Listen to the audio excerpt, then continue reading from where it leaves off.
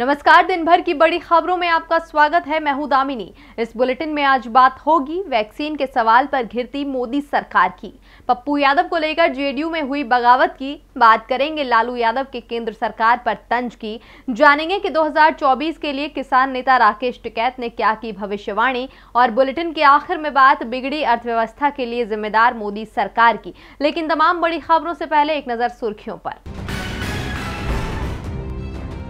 महामारी प्रबंधन को लेकर केंद्र सरकार ने ग्रामीण एवं शहरों से सटे इलाकों के लिए जारी किए दिशा निर्देश। हल्के लक्षण वाले लोगों के लिए न्यूनतम 30 बिस्तर वाले देखभाल केंद्र बनाने की दी सलाह। दूसरी लहर से लड़ने के साथ प्रधानमंत्री मोदी ने उत्तर प्रदेश, राजस्थान, छत्तीसगढ़ और पुडुचेरी के मुख्यमंत्रियों के साथ की बातचीत। जनता को बचाने के लिए केंद्र और राज्यों के मिलजुल कर कार्य करने पर भी दिया जोर। भारत बायोटेक ने किया बड़ा दावा, ब्रिटेन और भारत में पाए जाने वाले स्ट्रेन के खिलाफ उनकी वैक्सीन प्रभावी। भारतीय वेरिएंट पर फाइजर और अन्य वैक्सीन नहीं है प्रभावकारी। हरियाणा में अस्पताल का उद्घाटन करने पहुंचे सीएम खट्टर के खिलाफ किसानों ने किया प्रदर्शन। किसानों को रोकने के लिए पुलिस द्वारा लगाए गए बैरिकेड तोड़े। सुर्खियों के बाद बात आज की बड़ी खबर की। देश में महामारी की लहर चल रही है। अस्पतालों में बेड, ऑक्सीजन, दवाइयां सभी की कमी देखी जा रही है।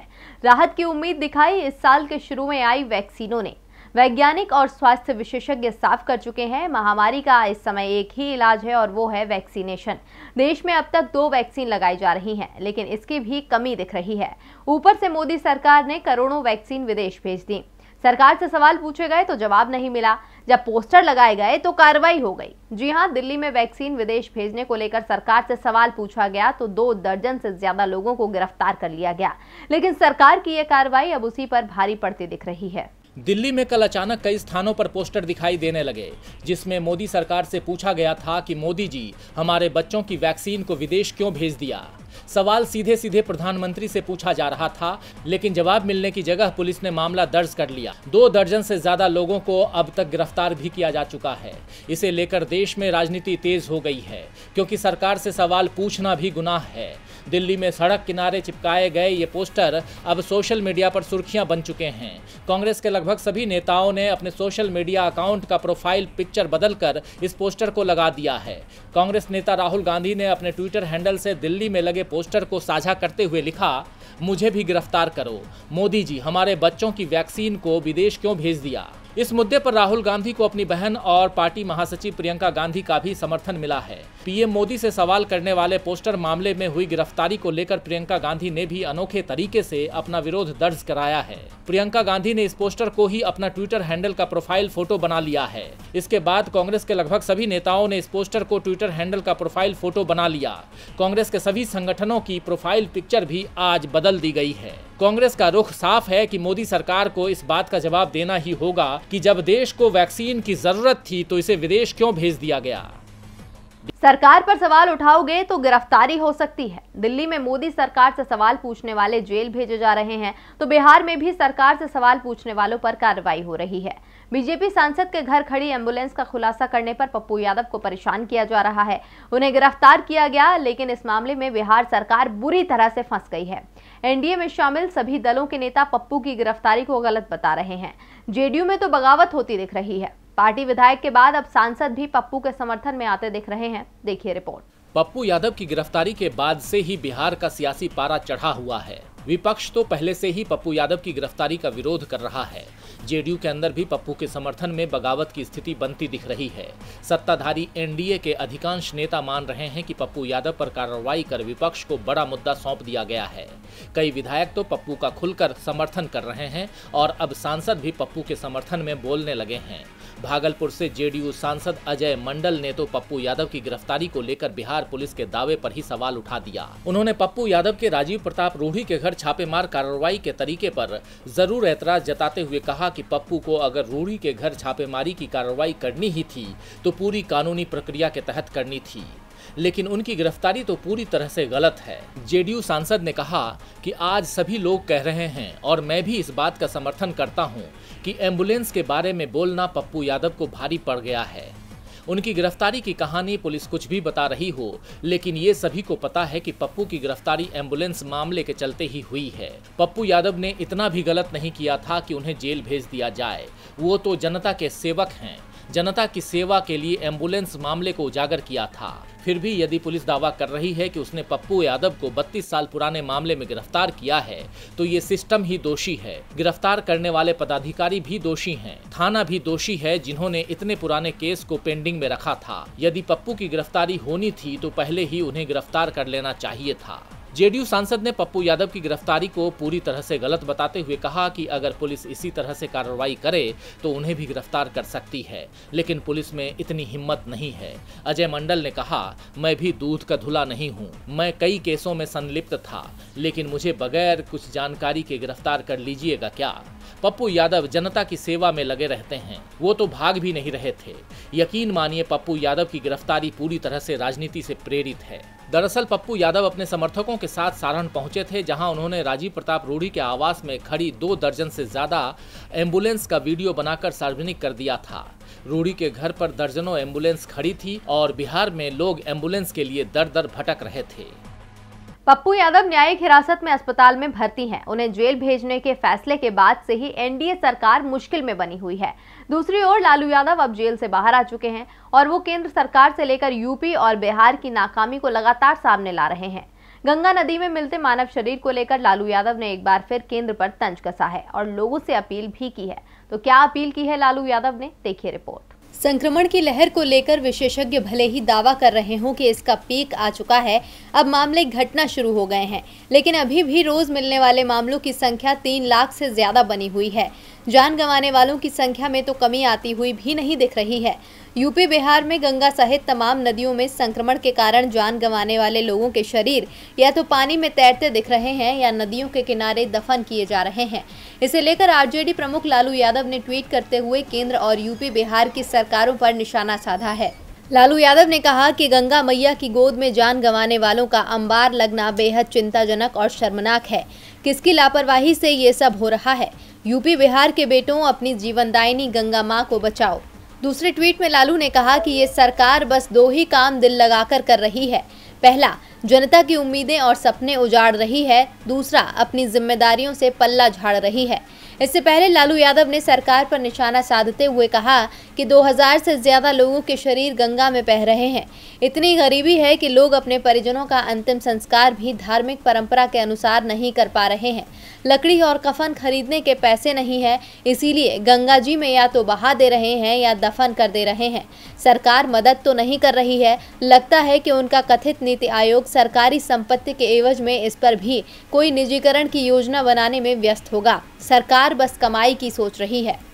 लालू यादव अब फिर से सक्रिय हो गए हैं। किसान नेता राकेश टिकैत भी लगातार सक्रिय बने हुए हैं। वो दावा कर रहे हैं कि देश में लोकतंत्र अब कुछ ही दिन के लिए बचा है। 2022 के बाद में देश में लोकतंत्र नहीं बचेगा और ये सब होगा मोदी सरकार में। तो क्या दावा किया है राकेश टिकैत ने, देखिए ये रिपोर्ट। देश भर से आए किसान पिछले 5 महीने से ज्यादा समय से दिल्ली की सीमाओं पर डटे हुए हैं। किसान केंद्र सरकार द्वारा पारित तीनों कृषि कानूनों को रद्द करने की मांग कर रहे हैं। इसके अलावा किसान न्यूनतम समर्थन मूल्य के कानूनी गारंटी की भी मांग कर रहे हैं। हालांकि जनवरी के बाद से किसान संगठनों और केंद्र सरकार के बीच कोई बातचीत नहीं हुई है और अभी तक गतिरोध जारी है। इस बीच देश के 5 राज्यों में विधानसभा चुनाव हुए और अब महामारी की वजह से पूरा देश परेशान है। इसको लेकर किसान नेता राकेश टिकैत ने एक चैनल को दिए इंटरव्यू में कहा है कि किसानों की मांग न मानने पर सरकार को इस्तीफा दे देना चाहिए। देश में राष्ट्रपति शासन लगा देना चाहिए। वैसे प्रधानमंत्री नरेंद्र मोदी भी राष्ट्रपति बन सकते हैं। वे साल 2022 में देश के राष्ट्रपति बन जाएंगे और उसके बाद देश में राष्ट्रपति शासन लागू कर दिया जाएगा। राकेश टिकैत ने दावा किया कि मोदी देश के राष्ट्रपति बनेंगे और प्रधानमंत्री के सभी अधिकार ले लेंगे। आज भी प्रधानमंत्री के पास ही सभी अधिकार हैं। कोई कुछ नहीं कर रहा है। सभी मंत्री घर में बैठे हुए हैं और लोगों को मरने के लिए छोड़ दिया गया है। राकेश टिकैत का दावा सही हुआ तो क्या फिर देश में चुनाव ही नहीं होंगे? टिकैत ने दावा तो किया है, लेकिन हकीकत में ये होना आसान नहीं है। दावे यूपी के सीएम भी कर रहे हैं कि संक्रमण की लहर को यूपी में रोक लिया गया है। अब मामले तेजी से घट रहे हैं। यूपी में टेस्टिंग को बढ़ाया गया है, जिस कारण से केस घटे हैं, लेकिन जब टेस्ट ही रद्दी हो चुकी किट से होंगे तो आंकड़ों पर तो सवाल उठेंगे ही। तो क्या है पूरा मामला, आइए देखते हैं इस रिपोर्ट में। उत्तर प्रदेश के मुख्यमंत्री दावा कर चुके हैं कि उनके राज्य में सब कुछ ठीक चल रहा है। उनके दावों को सही साबित करने के लिए यूपी का स्वास्थ्य विभाग भी सहयोग कर रहा है। दरअसल यूपी के बरेली में स्वास्थ्य विभाग की बड़ी लापरवाही सामने आई है, जिसकी वजह से सैकड़ों लोगों की जान जोखिम में पड़ गई है।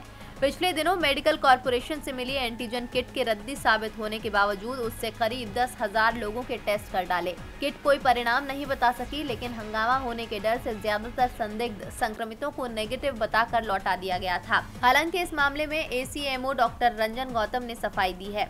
उन्होंने कहा कि एंटीजन किट की जांच रिपोर्ट साफ नहीं हो पा रही थी। शिकायतें मिलने पर उन्हें बदलने के निर्देश दिए गए हैं। जिन लोगों की रिपोर्ट नेगेटिव थी और उनका RT-PCR सैंपल लिया गया है, वे होम क्वारंटीन रहें। इस मामले पर कांग्रेस महासचिव और उत्तर प्रदेश प्रभारी प्रियंका गांधी ने योगी आदित्यनाथ सरकार पर निशाना साधा। प्रियंका गांधी ने कहा कि 10-10 हजार रद्दी किटों से जांच करके सरकारी आंकड़े तैयार किए जा रहे हैं। तब ये तो साफ है कि सरकार को आम लोगों की जान बचाने और संक्रमण का प्रसार रोकने में कोई रुचि नहीं है। इसके अलावा सोशल मीडिया पर प्रियंका गांधी ने एक अखबार की तस्वीर शेयर करते हुए लिखा कि उत्तर प्रदेश में RT-PCR जांचें मात्र 30 से 40% ही हो रही हैं। ज्यादातर जांचें एंटीजन है। RT-PCR जांच के रिजल्ट के लिए लोगों को 7 से 10 दिन का इंतजार करना पड़ रहा है। ऐसे में संक्रमितों की संख्या आंकड़ों में तो कम हो रही है, लेकिन असल में सरकार का ये तरीका सभी आमजनों की जान जोखिम में डाल रहा है। जरा सोचिए, जब 10-10 हजार रद्दी किटों से जांच करके सरकारी आंकड़े तैयार किए जा रहे हैं, तब ये तो साफ है कि सरकार को आम लोगों की जान बचाने और संक्रमण का प्रसार रोकने में कोई रुचि नहीं है। यूपी सरकार के दावे पर सवाल उठना वाजिब भी है। आंकड़ों पर कोई सवाल ना उठे, इसके लिए पूरी पारदर्शिता बरती जानी चाहिए। लेकिन इस समय जो सबसे बड़ा सवाल बना हुआ है वो पश्चिम एशिया में बिगड़ती स्थिति को लेकर है। यहाँ इजराइल और फिलिस्तीन के बीच लड़ाई हो रही है, लेकिन इस बार इजराइल दुनिया में अकेला पड़ता दिख रहा है। यूरोप के बाद अमेरिका में भी उसका समर्थन घटता दिख रहा है। तो क्यों मुश्किल में दिख रहा है इजराइल? देखिए ये report. Europe, Asia, Africa, America सभी जगह से इजराइल की कार्रवाई के खिलाफ आवाजें उठने लगी हैं। यूरोप के लगभग हर बड़े शहर में इजराइल के खिलाफ प्रदर्शन हो रहे हैं। यूनाइटेड नेशन के स्थायी सदस्य चीन और रूस शांति की अपील कर रहे हैं। साथ ही पश्चिम एशिया में तनाव बढ़ाने के लिए इजराइल को ही दोषी ठहरा रहे हैं। चीन के विदेश मंत्री वांग यी ने संयुक्त राष्ट्र सुरक्षा परिषद से अपील की है कि गाजा में शांति के प्रयास होने चाहिए। यूनाइटेड नेशन सिर्फ अमेरिका के दबाव के चलते इजराइल के खिलाफ कोई कदम नहीं उठा रहा है। दूसरी ओर अमेरिका में भी अब इजराइल को पहले जैसा समर्थन नहीं मिल रहा है। सत्ताधारी डेमोक्रेटिक पार्टी में मतभेद गहरा गए हैं।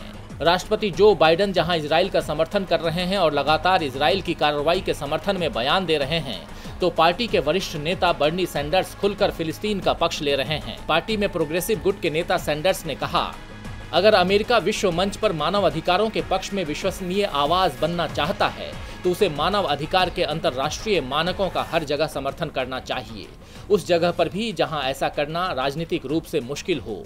फिलिस्तीनियों के अधिकार महत्वपूर्ण हैं और फिलिस्तीनियों की जिंदगी का महत्व है। जैसे अधिकार इजराइल को हैं, वैसे ही अधिकार फिलिस्तीन को भी है। सैंडर्स के अलावा कई और डेमोक्रेट सदस्यों ने इजराइल की नीति का विरोध किया है। डेमोक्रेटिक सदस्य इल्हान उमर ने कहा है कि बाइडेन मानव अधिकारों को केंद्र में नहीं रख रहे हैं, बल्कि वो इजराइल के कब्जे का साथ दे रहे हैं। इजराइल जो कर रहा है वो पूरी तरह से गलत है। उनके कब्जे वाली नीति यदि बंद नहीं होती है तो अमेरिका को उसकी सहायता पूरी तरह से बंद कर देनी चाहिए। अमेरिका में इजराइल के विरोध में जो आवाजें इस समय सुनाई दे रही हैं, वो इससे पहले कभी नहीं सुनाई दी। इस बीच इजराइल की तरफ से कल गाजा में बने 15 मंजिला एक टावर को निशाना बनाकर गिरा दिया गया, जिसमें एसोसिएट प्रेस, अल जजीरा सहित कई विदेशी मीडिया संस्थानों के दफ्तर थे। इजराइल का दावा है कि इस बिल्डिंग का इस्तेमाल हमास के नेता भी कर रहे थे, जिस कारण बिल्डिंग को खाली करा दिया गया था। गाजा पट्टी के इलाके में इस समय इजराइल और हमास के बीच लड़ाई चल रही है, जिसमें दोनों ही पक्षों को जबरदस्त नुकसान हुआ है। और बुलेटिन के आखिर में बात बिगड़ी अर्थव्यवस्था के लिए जिम्मेदार मोदी सरकार की। महामारी ने देश की अर्थव्यवस्था की कमर बुरी तरह से तोड़कर रख दी है। जहां एक तरफ व्यापार की रफ्तार थम गई है तो दूसरी तरफ जीडीपी गोते लगा रही है, जिससे देश का विकास एक बार फिर से बेपटरी हो गया है। इन सभी हालात को लेकर विपक्षी मोदी सरकार को जिम्मेदार ठहरा रहे हैं। वहीं आज आरबीआई के पूर्व गवर्नर रघुराम राजन ने भी इशारों में सरकार को घेरा है। देश में जब से मोदी सरकार आई है तब से अर्थव्यवस्था को गति ही नहीं मिल पा रही है।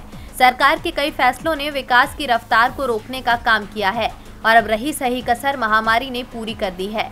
दूसरी लहर से तो देश इस कदर प्रभावित हुआ कि अर्थव्यवस्था की नींव ही हिल गई। इस स्थिति को संभालने में सरकार विफल नजर आ रही है, इसीलिए विपक्षी दल उसे घेर रहे हैं।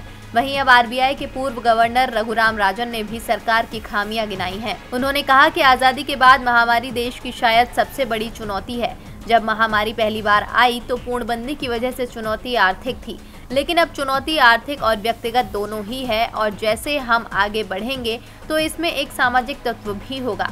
आरबीआई के पूर्व गवर्नर ने कहा कि महामारी के बाद अगर हम समाज के बारे में गंभीरता से सवाल नहीं उठाते हैं तो ये महामारी जितनी ही बड़ी त्रासदी होगी। उन्होंने कहा कि इस महामारी का एक प्रभाव ये है कि कई कारणों से हमने सरकार की मौजूदगी नहीं देखी। इतना ही नहीं, उन्होंने कहा कि सरकार को अपनी नाकामियों पर ध्यान देना होगा। साथ ही ये भी सुनिश्चित करना होगा कि जनता को हर वक्त स्वास्थ्य सुविधाएं मुहैया करवाई जाएं। उन्होंने इशारों में मोदी सरकार को सलाह देते हुए कहा कि कई बार आपको सुधार चुपके से नहीं बल्कि पूरी तरह से खुलकर करना होता है। रघुराम राजन ने ये तंज उस बात पर कसा है जिसमें सरकार बार बार कहती है कि हम देश को बचाने की कोशिश कर रहे हैं, लेकिन हर एक्शन को बताना जरूरी नहीं। अब सरकार तो यही कहती है कि सब ठीक हो रहा है, लेकिन जमीनी स्तर पर देश बर्बाद हो रहा है, इसीलिए उसे संभालने की सलाह दी जा रही है। और दिन भर की बड़ी खबरों में मेरे साथ इतना ही। देखते रहिए डीबी लाइव। नमस्कार।